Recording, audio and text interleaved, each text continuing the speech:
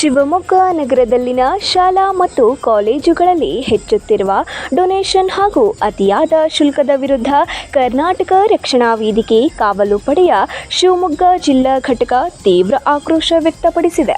ಈ ಕುರಿತು ಸಂಬಂಧಪಟ್ಟ ಇಲಾಖೆ ಮತ್ತು ಸರ್ಕಾರಕ್ಕೆ ಮನವಿ ಸಲ್ಲಿಸಿ ತಕ್ಷಣ ಕ್ರಮ ಕೈಗೊಳ್ಳುವಂತೆ ಒತ್ತಾಯಿಸಲಾಯಿತು. ಆದರೂ ಸರ್ಕಾರ ಕಣ್ಮುಚ್ಚಿರೋದು ಕುಳಿತಿರೋ ಅಧಿಕಾರಿಗಳು ಕಣ್ಮುಚ್ಚಿ ಕುಳಿತಿರೋ ವಿಚಾರ ನೋಡಿದ್ರೆ ಇದರಲ್ಲಿ ಎಲ್ಲರೂ ಶಾಮೀಲಾಗಿದ್ದಾರೆ ಅನ್ನೋದು ಮೇಲ್ನೋಟಕ್ಕೆ ಗೊತ್ತಾಗುತ್ತೆ. ಈ ಹಿನ್ನೆಲೆಯಲ್ಲಿ ತಕ್ಷಣವೇ ಎಲ್ಲ ಶಾಲಾ ಕಾಲೇಜುಗಳಲ್ಲಿ ಅತಿಯಾದ ಶುಲ್ಕ ವಸೂಲಿಯನ್ನ ನಿಲ್ಲಿಸಿ ನಿಯಮ ಉಲ್ಲಂಘಿಸಿದ ಸಂಸ್ಥೆಗಳ ವಿರುದ್ಧ ಕಠಿಣ ಕಾನೂನು ಕ್ರಮ ಕೈಗೊಳ್ಳಬೇಕೆಂದು ಮನವಿಯಲ್ಲಿ ಒತ್ತಾಯಿಸಲಾಗಿದೆ. ಮುಂದೆ ಕೂಡ ಹೆಚ್ಚಿನ ಶುಲ್ಕ ವಸೂಲಿಯ ಬಗ್ಗೆ ಮಾಹಿತಿ ಲಭ್ಯವಾದರೆ ಸಂಬಂಧಿಸಿದ ಶಿಕ್ಷಣ ಸಂಸ್ಥೆಗಳ ವಿರುದ್ಧ ಮುತ್ತಿಗೆ ಹಮ್ಮಿಕೊಳ್ಳುವುದಾಗಿ ಸಂಘಟನೆಯು ಎಚ್ಚರಿಕೆ ನೀಡಿದೆ.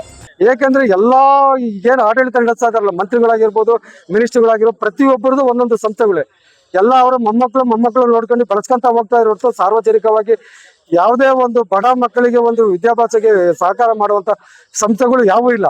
ಹಂಗಾಗ್ಬಿಟ್ಟು ಈ ಮೂಲಕ ಹೇಳ್ತಾ ಇರೋದು, ಯಾವುದೇ ಖಾಸಗಿ ಸಂಸ್ಥೆಯಲ್ಲಿ ಹೆಚ್ಚು ಅವಳಿ ಮಾಡಿ ಡೊನೇಷನ್ ತಗೋತಾ ಇರೋದು ವಿಚಾರ ಗೊತ್ತಾರೆ.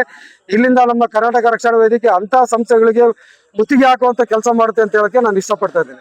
ಈ ಸಂದರ್ಭದಲ್ಲಿ ಕರ್ನಾಟಕ ರಕ್ಷಣಾ ವೇದಿಕೆ ಕಾವಲು ಪಡೆಯ ಸಂಸ್ಥಾಪಕ ಅಧ್ಯಕ್ಷರಾದ ಡಾಕ್ಟರ್ ಎಚ್ ಸುರೇಶ್, ಗೌರವಾಧ್ಯಕ್ಷ ಮೂರ್ತಿ ವಿ, ಜಿಲ್ಲಾಧ್ಯಕ್ಷ ಶಿವಕುಮಾರ್ ಎಸ್ಬಿ, ಜಿಲ್ಲಾ ಕಾರ್ಯ ಅಧ್ಯಕ್ಷರಾದ ಜೀವನ್, ಜಿಲ್ಲಾ ಪ್ರಧಾನ ಕಾರ್ಯದರ್ಶಿ ಉಮೇಶ್ ಕೆವಿ, ಜಿಲ್ಲಾ ಉಪಾಧ್ಯಕ್ಷರಾದ ರಮೇಶ್ ಮಲ್ಲಿಗೇನಹಳ್ಳಿ, ಜಿಲ್ಲಾ ಸಂಘಟನಾ ಕಾರ್ಯದರ್ಶಿ ಜಗದೀಶ್ ವೈಎಸ್, ಪತ್ರಿಕೆ ಸಲಹೆಗಾರರಾದ ಮಾಲತೇಶ್, ರಾಮಣ್ಣ ರಾಗಿಗುಡ್ಡ, ಕುಮಾರ್, ಗಣೇಶ್, ಪಂಚಾಕ್ಷರಿ, ಶಿವಣ್ಣ, ರಾಮು ವಿ, ಸಂಗಮೇಶ್, ಪ್ರತಾಪ್ ಹಾಗೂ ಮಹಿಳಾ ಘಟಕದ ಉಪಾಧ್ಯಕ್ಷಿ ಅನ್ನಪೂರ್ಣ, ಕೃಷ್ಣವೇಣಿ, ಅನಿತಾ ರಾಜನ್, ಶಿಲ್ಪಾ ಸೇರಿದಂತೆ ಹಲವರು ಉಪಸ್ಥಿತರಿದ್ದರು. Sandeep, UL9 live news, Soraba.